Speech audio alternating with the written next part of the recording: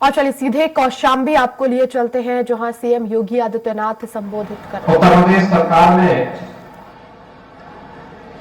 मेरे सहयोगी मंत्री श्री स्वतंत्र देव सिंह जी, माननीय कुलपति इलाहाबाद विश्वविद्यालय प्रयागराज प्रोफेसर संगीता श्रीवास्तव जी, माननीय सांसद श्री विनोद सोनकर जी, अध्यक्ष जिला पंचायत कौशाम्बी श्रीमती कल्पना सोनकर जी, प्रबंधक महेश्वरी प्रसाद इंटर कॉलेज श्री वत्सल नाथ जी, प्रधानाचार्य महेश्वरी प्रसाद इंटर कॉलेज श्री जितेंद्र नाथ जी। आज के इस समारोह में हमारे प्रशासन और पुलिस के सभी अधिकारीगण, विद्यालय के सभी अध्यापकगण, अभिभावकगण, अन्य सम्मानित जनप्रतिनिधिगण, पूर्व जनप्रतिनिधिगण और प्यारे बच्चों,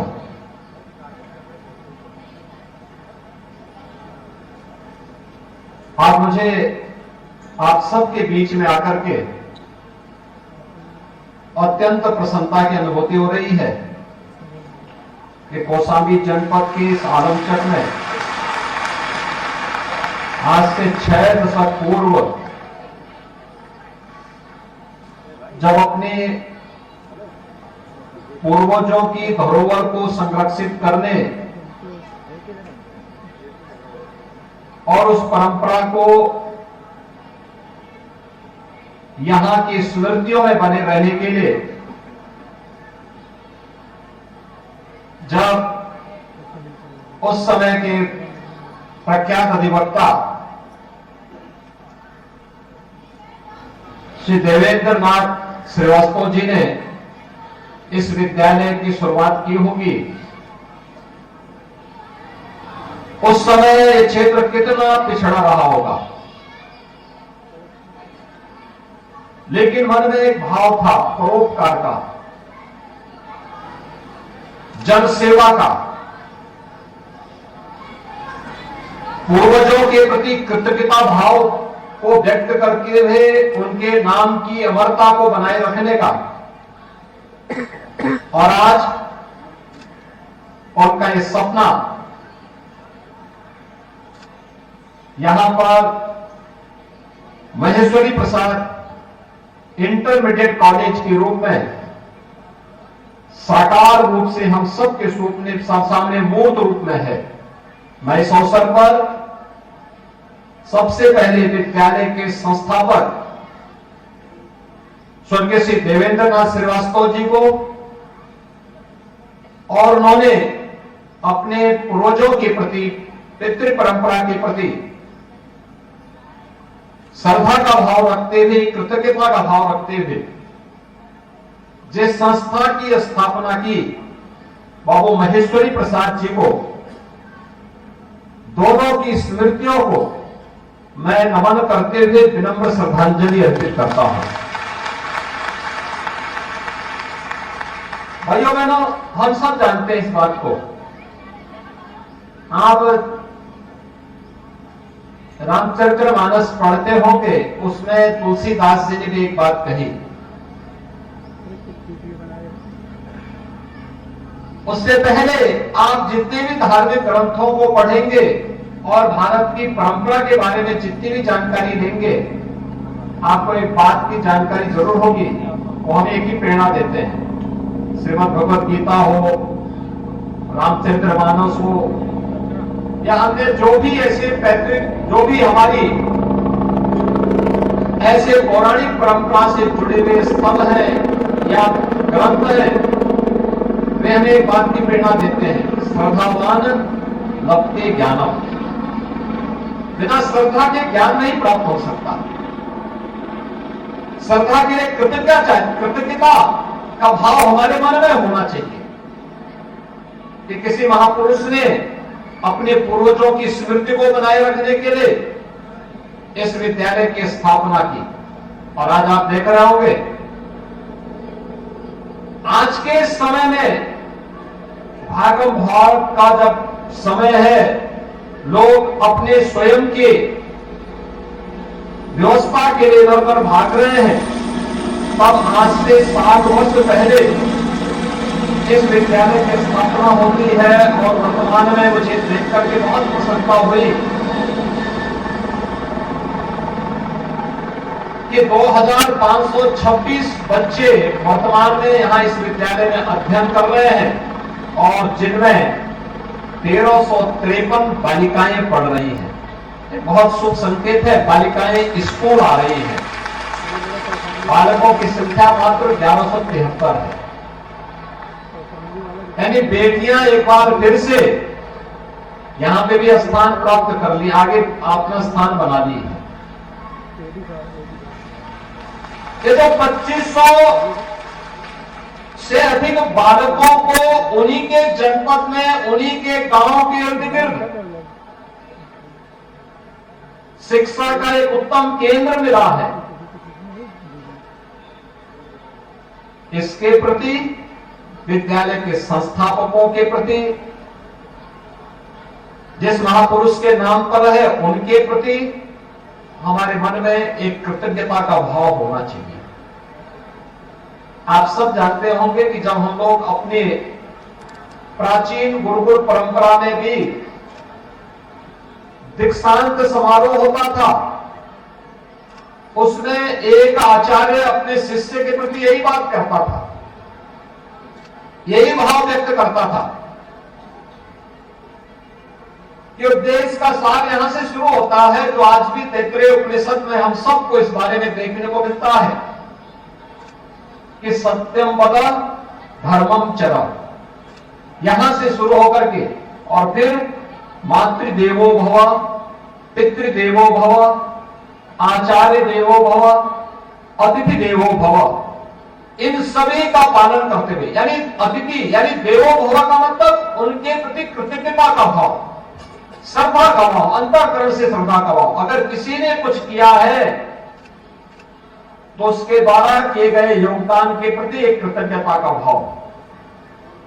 पिछले 59 वर्षों में हजारों बच्चों ने यहां से शिक्षा अर्जित की होगी।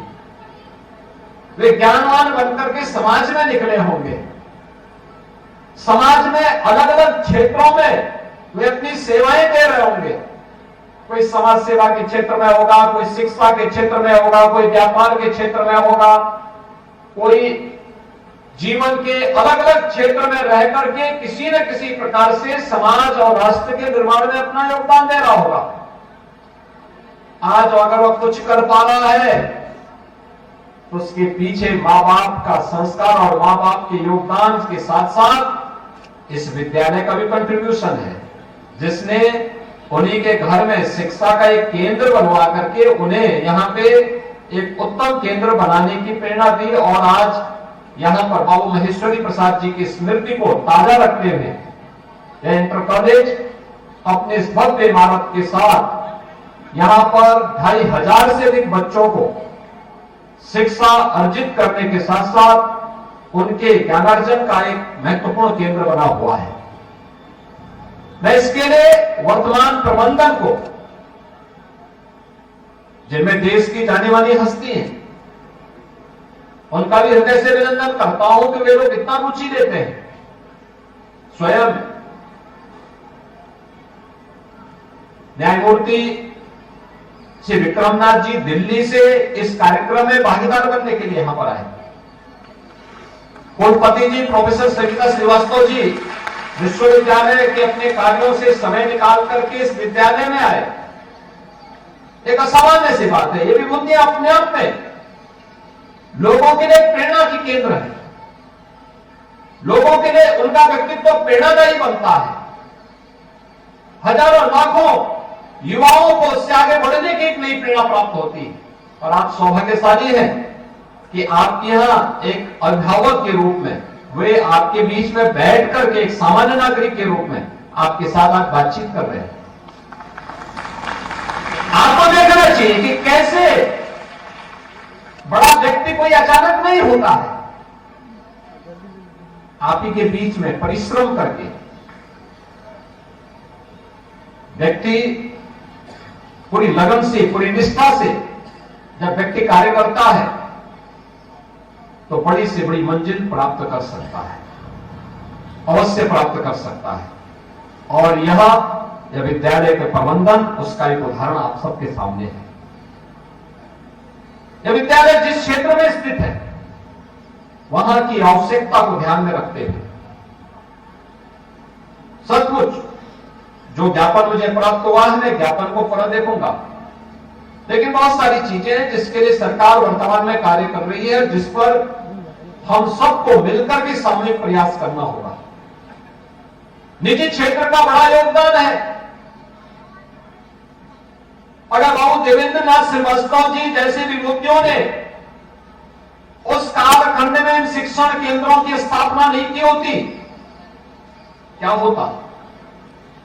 जगह जगह जो विद्यालय बने, शिक्षा के केंद्र बने, ये केंद्र समाज के कंट्रीब्यूशन से लोगों ने अपनी प्रॉपर्टी दे करके, अपनी संपत्ति लगा करके, अपने पूर्वजों की कीर्ति को बनाए रखने के लिए, समाज का मार्गदर्शन करने के लिए, हमारी आने वाली पीढ़ी समाज और राष्ट्र के लिए कुछ योगदान दे पाएगी, इसके लिए उनके द्वारा एक प्रयास प्रारंभ हुआ।